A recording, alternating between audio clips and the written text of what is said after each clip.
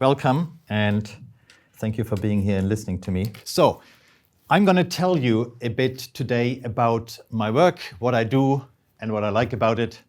And maybe you find some of it interesting and it makes you excited about computer science as well, because it certainly got me excited about computer science. Tell me about yourselves first. So, who here is a programmer? Okay, let me define it. You don't have to identify first and foremost as a programmer. Who has written a program of more than a handful of lines of code? That is most people. That's great. Okay, I will be talking quite a bit about programming today. I won't try to teach you programming, even though teaching programming is a lot of what I do. But I'm not trying to teach you programming. I'm just trying to tell you what I do to teach other people programming. I have been in academia for a long time. I've been teaching programming for a long time. In fact, I started teaching programming when I was still a student.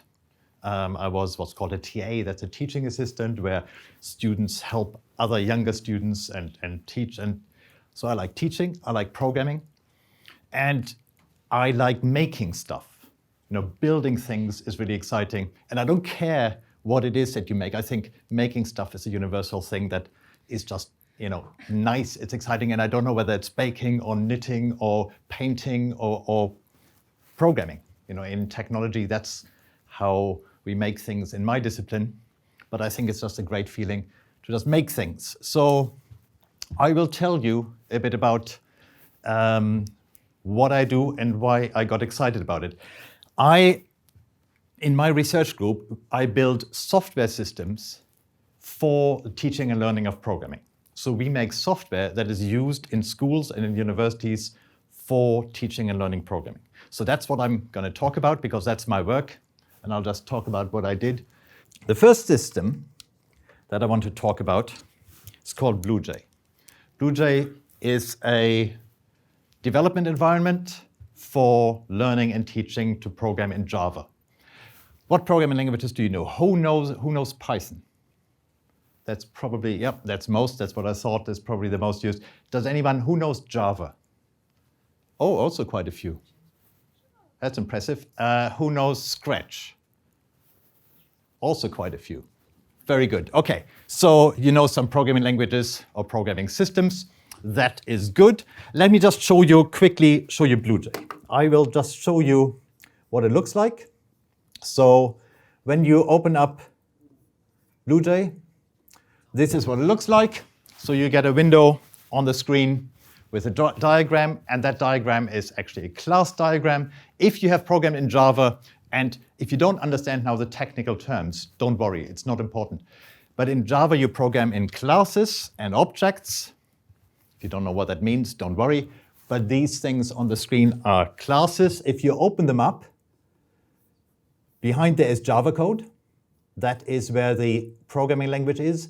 But one of the things in BlueJ is, before looking at the code, you can actually create interactively an object of that class. You get that object down here. And when you have an object, you can invoke methods on that object, and then the program runs. This program here is a start of a sort of simple text-based adventure game. So I can type in here, go south, and then I can type some commands, and I can type go east or something. So it doesn't do very much, because this is actually, I use that in my class as a programming assignment, where the students are expected to then develop that into a much more interesting, much bigger game. But this is sort of a text-based adventure game. So this is one of the examples we use. But the thing is, the environment itself, BlueJ, that is what we make. So we make software that allow people to enter a program, and then that program gets compiled. That means it gets translated into machine code. It gets executed. It also includes some other tools. So for example, it includes a debugger. If I go in here and I have my play method, if I set a breakpoint here and I go and invoke this method, the execution stops here, or it pauses and then I can go step by step through my program. So there are some, what I'm getting at with this is, there are some sophisticated tools here. There's a compiler behind it, there's a debugger, there are teamwork tools, there is connection to Git repositories, that is source code repositories. But all the hard work went into trying to make this look really, really simple, to make it look as simple as possible on the surface, so that when people of your age start programming with this, that it doesn't look completely intimidating and confusing. If you start with a professional environment, you get about 200 options in the menus, and you have no idea where to start. So this is trying to make you think about the things that really matter. So there's a lot in here that is about the design of the interface of this program. Let me just take my notes out. So when you build these software systems, there is a lot of interesting technology in there. So I studied computer science. I started learning programming when I was still at school a little bit. It only just came in as a school subject when I was in school. Just in my very last year of my school, our school got their first computer. And for 1 year, I could take computing in my school. And then I went to university and I studied it and I learned programming there. And I have always liked programming languages, and I like software engineering. Software engineering is programming of larger systems where you learn to cope with your program when it's not just 10 pages long, but when you have 2 million lines of code, which means it's too big to read it all. And it was written by 10 different people, and you still have to make it work. That's a whole different level of problem than a program that you write on your own, just as one person. But there is a lot of interesting technology in there. And when you learn about this, it is really beautiful. So for example, let me go back to my slides. If you have a bit of code, this is just a few lines of code, Java code, taken from that program that I've just taken. I just copied out a few lines of Java code. This is what it looks like on screen. Internally, when you process this, when you write a compiler that has to process this language and translate it and execute it, it gets translated into what's called a tree in computer science. This is an internal representation of that same bit of code. Has any one of you heard about a tree as a data structure? Some of you have. Good. And sometimes you sit there in school and your teacher tells you about what a tree is, and you sit there and wonder, what is this ever good for? This is one example what it's good for. If you want to represent a program in computer memory, these outer brackets here in Java is what's called a block.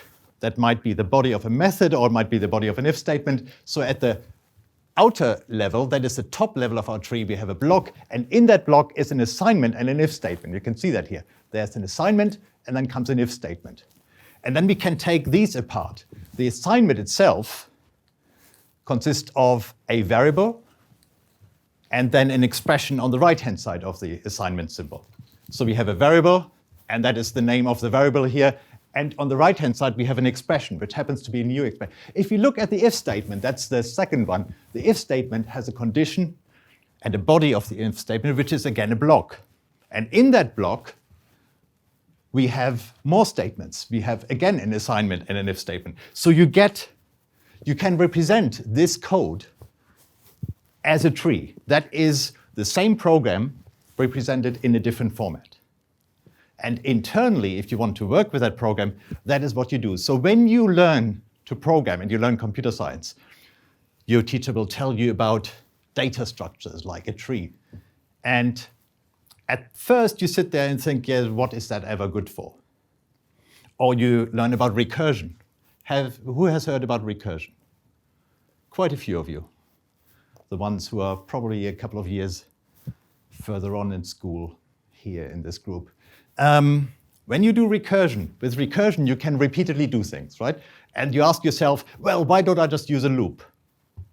And the answer is, if you have a structure like this, you can write a recursive implementation that processes this, where you have one function that processes an if statement, and then you go into the block, and in there you have a function that processes an assignment, and then there's the if statement again, so the function calls itself. You can have this recursive data structure, and then a recursive algorithm that maps directly on this data structure, and the implementation is just beautiful. When I first saw this, when I wrote my first compiler when I was at university, in my undergraduate studies, in my third year or so, I learned about this.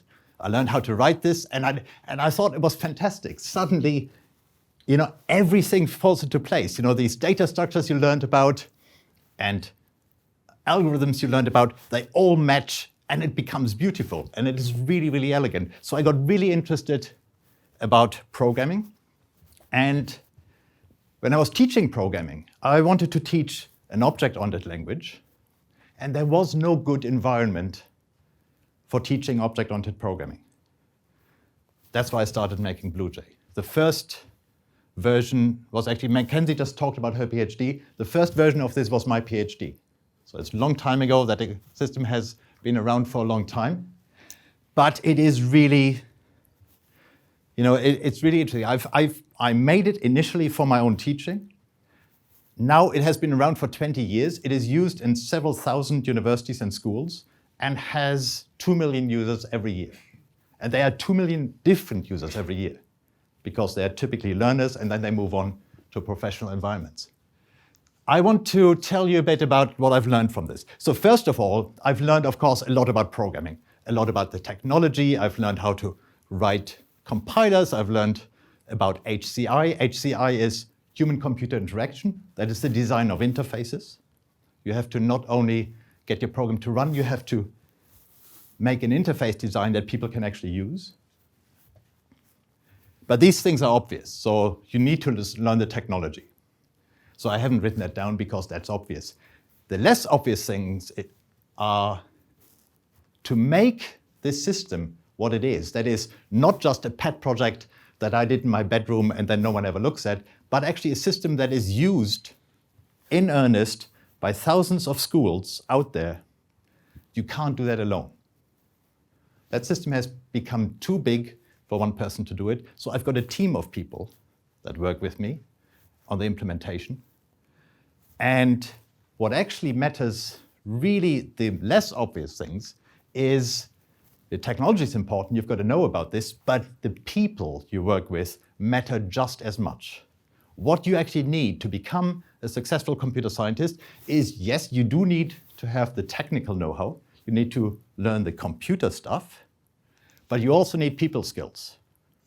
You need to learn communication. So we have communication within our team, you need to talk to other people, you need to make things work, but also communication with teachers. We have community websites set up where we talk to the teachers that use our systems. And you need to do that effectively. You need writing. We write teaching material, we write textbooks.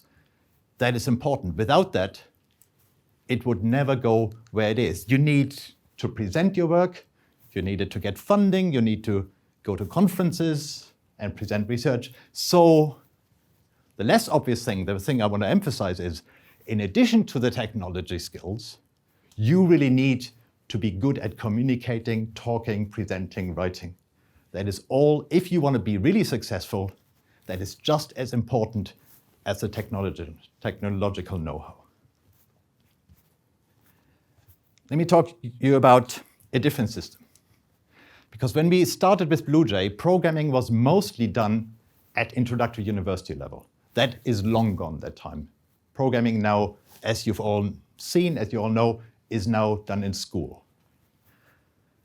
So we designed a new system called Greenfoot, which was aimed at teaching programming at school level for slightly younger age groups. So BlueJ is aimed at sort of A-level age or upwards or university. Now we wanted to do something for slightly younger learners, so we started with Greenfoot. Let me show you what that is. Greenfoot is another programming environment. This is what it looks like. So here, again, it's Java-based. I've got classes. I have, again, a class diagram here. In this case, I have a crab. And I can create an object of that type. And there's my crab. So if I create an object in Greenfoot, it's not just a red blob like in BlueJ, but it actually looks like what it is supposed to be. So if I have a crab here, I've got a run button. And if I do this, my crab runs across the screen. Because when I open this up, actually, let's start with a completely empty class. So here, if I put my crab in now, and I click run, nothing happens. Because what happens, actually, here's an act button. If I click act, the act method, that's this bit of code here, gets executed once. When I click run, the act method is executed over and over again in a loop, right? And so at the moment, I've just deleted all the code. There's no code in the act method, so if I now click run, nothing happens. But now when I start writing code here, if I say move forward by 4 pixels, and I go here, and then I put my crab in again. If I now click the act method, if you look very, very carefully, that crab moves over just a little bit, exactly 4 pixels to the right every time I click this. Or when I click run, it moves across the screen because it acts over and over again, so it moves in little steps until it hits the edge of the screen, and then I can't run any further. So I can make it turn. If I say at every step I wanted to move a bit, and I wanted to turn a bit as well, what will it do? It will move and turn, and if I run it, if I not only act once, if I actually click run, which makes it, what will you see the crab do? Yes, several people said circle. It will run in a circle. There we go. If I want, this is quite a tight circle. If I wanted to make it run in a slightly bigger circle, what can I do? It was all not quite loud enough. Just shout it out. Decrease the angle. So instead of turning 4, I just turn 2 degrees. That is, the parameter here is actually in degrees. So by using a smaller number, I'm decreasing the angle. Let's try that out. Oops. And yes, now we get a larger circle. What would be another option to get a larger circle? Yep, increase the movement. Just move a bit more forward. If I move more, that should also make a bigger circle, right? So either one of those is an option. And of course, let me just make that a bit smaller again. One important thing, which I can illustrate with this environment, is if I have a class that represents an object or the behavior of an object, I can create multiple objects of that class. That's one of the nice things of object orientation. If I program 1 crab, I can also have 4 crabs or 10 or 1,000. In fact, creating many objects in a computer system is really easy. That's what computers are good at. So I can illustrate this. And then when I have... So the idea about Greenfoot is that, again, we start teaching programming to beginners, to people like you haven't programmed before. Actually, you now have programmed already. You're already one step ahead. But this can be used to learn object-oriented programming, to learn Java. And the idea is to make it much more interesting than what you can do with other standard programming systems, by making it really easy to get animated graphics on screen as the very first thing. So your first line of code is not printing out hello world, because who wants hello world on the screen? If I want hello world on the screen, I can type that in Word. I don't need a computer program to get that on the screen. But if you want to create a computer game, that's where all the fun starts. And then, of course, we can have other examples. I can quite easily then develop that into sort of, typical arcade-style computer games. like asteroids, but it doesn't have to be computer games. I can also, for example, here I made a thing that's a piano, and if I can play that with my keyboard. And if I look at this, every one of those keys is just an object. That is just a Java object. And if I look at the class for the keyboard, it's actually quite simple. This is all it does. Essentially, when a key is not down, but now the key on my keyboard is being pressed, I play the sound and I show the image of the key being pressed down, and I remember that it's down. And then when the key gets released, I change the image again to the image up. You see that here, if I press this, it just changes the image to a sort of slightly more gray image. So it's really quite simple to make things that are much more interactive, much more interesting. So in this case, music. We can do simulations quite well as well. One example that I really like to use with my students is this. It's an ant simulation. And I've got 2 anthills here, and the ants are coming out, and they're just running around randomly, and there are food sources lying around. And the ants are programmed so that they run around randomly until they run into some food source. And if they find some food, they pick a bit of it up, and they run back to their anthill, and they leave drops of pheromones on the ground. And when the ants smell the pheromones, they just turn away from the anthill and go that way. And if you get enough ants together, you get these stable trails forming because they renew the pheromones while they go. If you get a single ant here finding the anthill, it will never find it back because the pheromones evaporate before it makes its way back. But if you have enough ants, you get these trails forming. And that is really fascinating because there is nothing in the code about trails forming. It is what's called emergent behavior. The ants have very simple behavior, but the system as a whole then exhibits this sort of interesting emerging behavior where they can form trails. And now you can do programming exercises with this, and you can say, what if we have pollution and the ants can smell only half as well, so they need to be half the distance to the pheromone before they can smell it? Will they still be able to form trails or not? And that's actually almost impossible to answer theoretically, but easy to try out. So it makes a nice programming assignment. You can say, well, program it, try it out. And so the whole idea of the design of Greenfoot is to make it possible to have much more interesting, much more relevant examples in your learning of programming and still just learn the basic principles of programming. Let me just show you one other one.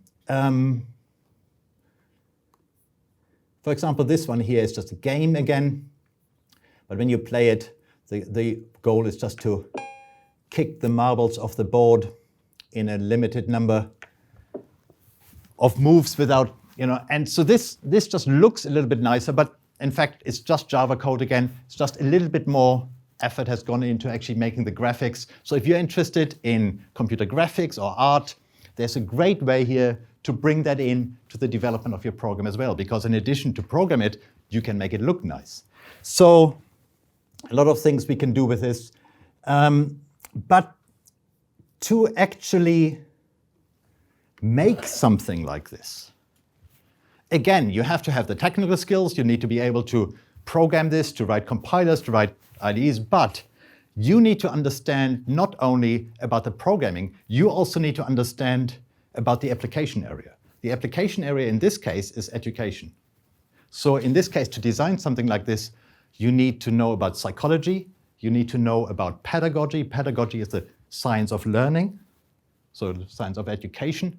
And so when I started working in this field, I suddenly studied a lot of things outside of my field. I worked with education people, with psychologists. I worked with HCI, is interface design, to make the thing look really simple, even though under the hood it is actually quite complicated. And if you ask psychologists, or education researchers, they will tell you, well, for example, we see often that beginning programmers, people like you, when you learn to program, sometimes you get error messages. You have an error in your program, you get an error message, you've all seen it, and then you're stuck. And often You will also have seen that the error message itself is actually quite useless. The compiler tells you something that just says, unexpected end of file, and you have no idea what's going on. Error messages are actually often quite bad. They don't actually help you very much. You can be lucky, sometimes they're good and quite precise, and sometimes they're completely rubbish. And so there's a whole branch of programming education people who work on improving error messages. But then the psychologists tell you people don't actually read error messages. There have actually been studies that said, that people improved the error messages. They explained it in much more detail, put up a whole paragraph that explains exactly what's wrong here. And then people like you who use these systems just click cancel and click it away and don't read it. So if you're a system designer and you know this, you have to deal with that. That's the fact of life, where you as a designer, you can just think there, I'll just write a half a page of explanation and then that problem is solved. That doesn't solve the problem. Technically it might. Pedagogically it doesn't. It does not work. You need to know those things. So the lesson I took away from this is the most interesting work in computer science is when it is interdisciplinary, when you work in computer science and some other discipline. For me, that discipline is education. So I work a lot with education people and with computer scientists, and that makes it really exciting. But computer science is now used everywhere.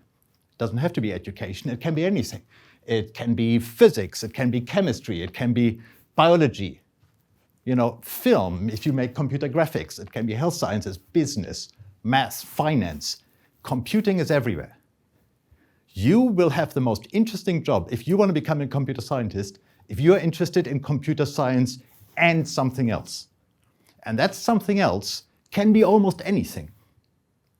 Computing can be connected with anything else you are interested in. And then it becomes really fascinating. That was sort of my next thing.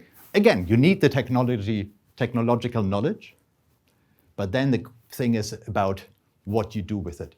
So if you're interested in anything else, and that can be really just about anything, you can bring that together with computer science.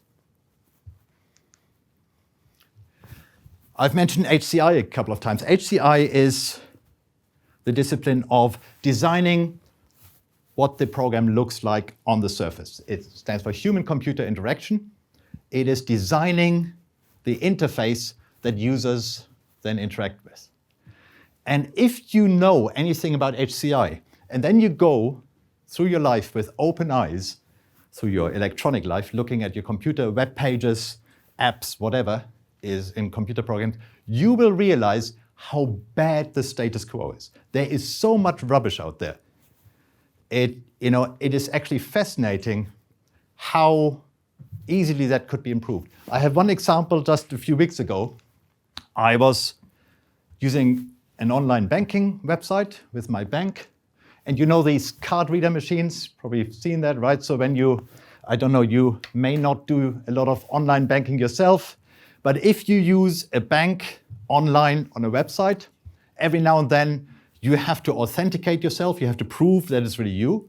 And so the bank gives you these little machines, and every time you set up some kind of big transfer of money that might be fraudulent, a web page pops up, and then you're asked to put your credit card into this thing, and this card reader will tell you a code. And that code you have to type into the web page. It's a standard thing that almost every bank does to authenticate some transactions. So I used that, lots of people use that on the website. It looks like this. It tells you what to type into that thing. It tells you press OK. Then it tells you to type the code in here. Okay, so far so straightforward. Very easy website. But here is the thing. It says, enter the code shown on the card reader without adding a space in the middle. On the card reader, it shows it here with a space, and then it tells you to type it in there without a space. And what I've just told you is people don't read instructions. A lot of people type that in with a space and it doesn't work. And for most people, it's not a major problem, because then you read the instructions and you find out and you have to remove the space. But You and I could probably work this out and solve it, but think of your grandfather, your grandmother, who is a bit afraid of computers anyway, is not as experienced as you are, because it doesn't only go wrong if you type a space in the middle. If you have a space at the beginning or a space at the end, it also fails. If you type in the number and accidentally type a space at the end, it's not even visible. It's an invisible character, and it makes the thing fail. That is just about the most horrible thing you can do to a user. Let's have a look at what it would take to fix this. So if I go and I fire up BlueJ, and I have here, I write a function that says clean input, and this is my input string. If I take my input string, and how can I remove spaces from that string? Any idea? I can tell you there is actually a library method for it. I can just say replace all. I can say replace all spaces with nothing. Okay? One line of code. I compile this. Oh, what have I? Oh, I need a return statement here. Let's try that again. I compile this. I run this. And I type in 1, 2, 3, 4, space 5, 6, 7, 8. And what comes back is the string with the space removed. I can, in fact, if I call that again, type lots of spaces anywhere. And it just gives me the numbers without the space. So what it tells you is it takes the programmer exactly one line of code to remove the spaces. Instead of this lazy programmer here that we've just seen, instead tells 1 million customers of this company to all manually remove the space. And if you don't, you get punished, because then it just doesn't work. It is absolute laziness, and even if only 1% of users have a problem with that, if they have, for every 10,000 users, there are 100 who will scream at their computer and not know why this is not working. And that is the state of the art at the moment of interface design. There is so much bad interface design out there. It is horrendous. You can do a better job. So every time you write some code, you have to be aware, if your code is actually getting used by real people, if it's not just for your own consumption, you are doing something to people. You can make their life easier, or you can make their life harder, depending on how well you do your job. So this is very closely related to ethics. You should not just get your system technically to do something. You should use your system to make people's lives better, not worse. With every decision you make in a program that other people have to use, you're making other people's lives either better or worse. And ethics actually, in modern times now, gets much, much, much more serious and more central. Because partly of AI, there's one example we can look at. Who has heard of the trolley problem? A few of you. Interesting. Okay, so for those of you who don't know it, I'll tell you very quickly what it is. A trolley problem is a thought experiment that goes like this. You're standing by a railway track, and there is a trolley out of control coming down the railway track. It's downhill, so this trolley is just no one on it, rolling down the track, out of control, getting faster and faster. And you see down there at the bottom of the hill, there are actually 5 track workers on the track, and in about 5 seconds, they'll be run over and killed by this trolley. Disaster. But there's a branch in the track, and you can just flip the lever here, make the trolley go down the other branch if you're quick enough. But there is one person on the track on the other branch. I don't know why on my picture here they are tied up and lying on the tracks. Forget about the being tied up thing. That makes no sense at all. But anyway, so on the other branch, there is one person on the track. So the question is, should you pull the lever and make the trolley go the other way? Think about that for a second. And now, a show of hands, who here would pull the lever? That is probably a minority. It is maybe a third of the group would do that. Why would you do that? Well, the answer is pretty obvious. If I asked you, you will probably say, because fewer people die, right? Better outcome. Why would you not do it? Because then you are essentially actively killing a person. Because then it's your fault, right? Even though in the same time you're saving 5 others, you're also killing one. It's a hard decision to make, right? So the question is, should you make this? This question is a very old problem. It has been posed by philosophers. For a long time, it was a theoretical philosophy question. By the way, there are many variations of this. Let's say, variant, for those of you, that third of you who just said you would pull the lever, imagine there is no branch, there is no lever. You're standing on a bridge, same situation. Trolley comes down the track, 5 people on the track will be killed in a few seconds. You're standing on the bridge. There is one other really quite big person there on the bridge. You could just shove them off the bridge in front of the trolley. That would derail the trolley and save these 5 others. Would you push that person off the bridge? Okay, show of hands. Who would do that? Yeah, a lot fewer people. Now we're down to 5 people or 6 who would do that. So morally, ethically, it's the same thing, right? You're killing one person to save 5 others. But suddenly it's much harder, right? Why is it? Because it's psychology, because it's psychologically much harder to push someone on the track there. You know, it feels bad.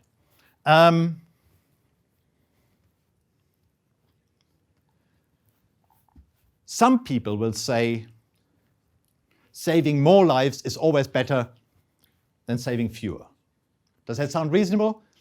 Saving the maximum number of lives is always the best thing. But then you say, imagine a situation where a man walks into a doctor's office to an appointment, has a checkup, and that person is perfectly healthy. Everything is okay. Now that doctor could kill that person, take all the organs out, and save 5 others because someone needs a heart, someone needs a lung, someone needs a liver. You can save 5 lives by killing that person. Would you do it? Almost no one says you should do that. But the principle of just sacrificing 1 for saving 5 is the same. So it's a complicated question. Why am I talking about this? Because this is not theory anymore. There are now self-driving cars around. In San Francisco, you can call a cab. It's a completely self-driving autonomous car. It's essentially like Uber. It's Waymo. It's a company owned by Google. The only difference is when your car comes, there is no driver in there. It's a normal car driving on normal roads in the city, in San Francisco. There is no driver in the car. So self-driving cars is now not in testing anymore, not in development anymore. It's real. It's out there. So let's assume that self-driving car goes down the road, and then 3 children are running into the road right in front of the car, and the car cannot stop. The computation is so quick, it knows several seconds before it hits that it will not be able to stop. So it could just swerve to the side on the pavement, but there's one other person walking there. Should that car go straight on to the children, or should it swerve to the right and kill that one adult on the pavement? Now, it's the same question, right? But there is, first of all, among here and in general society, no general agreement what the right answer is. But there is some software developer somewhere who has written the software for that car, and that car will do something. It will do either one or the other. And so one person has made that decision for all of us. And it's real, it's out there. It's not a philosophical thought experiment anymore. There is actual software that is actually making the decision. And if those children ever run in front of the car, one or the other will get killed. And that programmer has made that decision. It's scary. There was no social discussion about what is the right answer. In fact, there has been a very fascinating survey where online they have asked this question with the car and the people to several 100,000 people all around the world with different scenarios. And culturally, in different countries, people answer that question very differently. So the variations they've asked was different number of people, 3 children on the street, 1 on the side. And you could say, again, save the greater number, kill the one on the side. But you can say that person on the sidewalk, on the pavement, has done nothing wrong. Why should he be killed? The other, it's the 3 in front of you who've made the mistake. It's their problem. In some cultures, when you bring in age, they would rather save children over adults. Then they had variations where they said one's a homeless person and one is a wealthy person. In Japan, there's a great majority who would rather save a wealthy person and kill the homeless person. In other cultures, that's completely unacceptable. In some cultures, they prefer to save older people. In some cultures, they prefer to save women, especially if they have a pram with them. So if you ask this question in various variations, you get very different answers. But the point is, there is a bunch of programmers somewhere who have made that choice. And if that car drives down, I don't know what the answer is, but someone has already decided. So, my takeaway from all this is, I don't do self-driving cars. The software I write is comparatively harmless. It has not killed anyone yet, but it may annoy people. And at that level, you also get away from life or death situations. Get back to this typing in the code with a space. You can, whenever you write software, you can either help people or you can annoy people. So the lesson is, don't just think about the functionality, think about doing something good with what you're doing. Think about, with everything you do, is it making someone's life better or worse? And that is one of the most important questions you should ask yourself. And when you seriously work in computer science, you will be confronted with this. And if you don't think about it, you're making decisions thoughtlessly. You're still making decisions. By everything you do, you're making decisions, whether you think about it or not.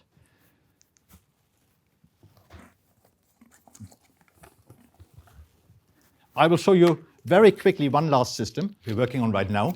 It's called Stripe. Stripe.org. It's live. You can go there now. You click on it. This is what you get. Let me just open this up. Actually, no, I want to start with another one. So this is a frame-based editor, it's called. It's a Python-like language. Again, it's a programming system, this time running in a web browser. It is essentially Python. If I run this, down here my program runs. This one is a sort of number guessing game. I can type something in and I try to guess a number. But the thing here is, I'm not just typing in text. Here I can take a line of code, it's called a frame. I can take that whole while statement and I can drop it somewhere else. So I can manipulate the program at a whole statement level. Or if I insert code, I can hit a single key and I get a whole statement entered. So here I hit my key, I get a whole if statement, or I hit the W key, I get a whole while statement, and then I can manipulate that statement as a single entity. Those of you who know Scratch, you will recognize it's a little bit like blocks, but it's sort of halfway between blocks and text.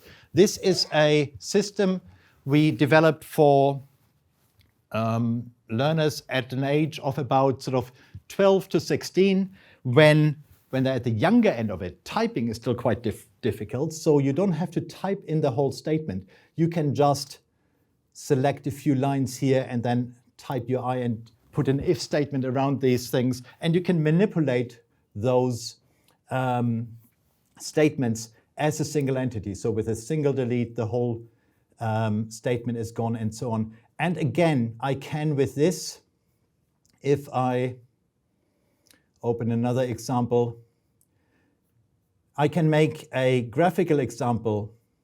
If I click run here, I get a bird here, a hawk, and then I can write code. I can say, for example,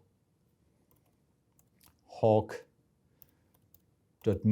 and I move 5 forward. If I now run it now, you have to look very carefully. It moves forward just a little bit. And as before, if I put this now into a loop, I put a while true around there, and I run this now, it moves instantly over here, but it seems to move in one go because it's actually too fast for me to see. So if I put in a little delay here and I run this, now my hawk is flying across. So again, it's a programming system that is for beginners, that is even simpler than the other systems because you don't have to type in the whole text, but it's not as primitive as Scratch is either. It's not block-based programming, it's sort of halfway in the middle. And this is what we're using now. The language here is essentially Python. So it's a Python system with a simpler editor and a much more graphical output capability that we use to teach at school level, at a school age of about 14 or so. That's the latest system we're working on. And again, there's a lot of interaction design and interface design in the creation of the system. And it's a system that has already been released. All these systems are open source and they're free. You can, if you Google them, you can find them, you can use them. But what I want to emphasize is my interest is not only in writing Python, my interest is in designing the systems where you make your own language, where you become not just a programmer who uses someone else's language, but you are the one who makes the language and designs the language. And that is when it gets really exciting. So why am I talking about this? My last point is think back to this tree structure that I said. In the implementation, actually what we're doing here is you're not writing the text, you're now directly manipulating what's called the syntax tree, the tree structure, and the system is generating the output that shows the program. But the commands you're using are directly manipulating this tree structure. And one of the advantages, it has many advantages, but one is we are currently working on adapting that system for blind users because we can actually read out this tree structure in audio and provide a programming system that blind users can use that has much, much better audio support than existing screen readers. So there is an area where we can do something hugely better than what is available at the moment on the market for blind people and can make someone's life better by doing research on these programming systems. So the last thing I've got to say now is then, if you become a computer scientist, you can actually make the world a better place if that is what you decide to do. There are loads of options how you can make new things and change people's lives for the better if that is what you decide to do. I want to leave a few minutes for questions, so I will stop myself here, although I can talk about this forever if you want. That's what academics do. We talk, but I'll stop here and I'll open it up for questions. We have 10 minutes, so let me know what you want to know. Thank you.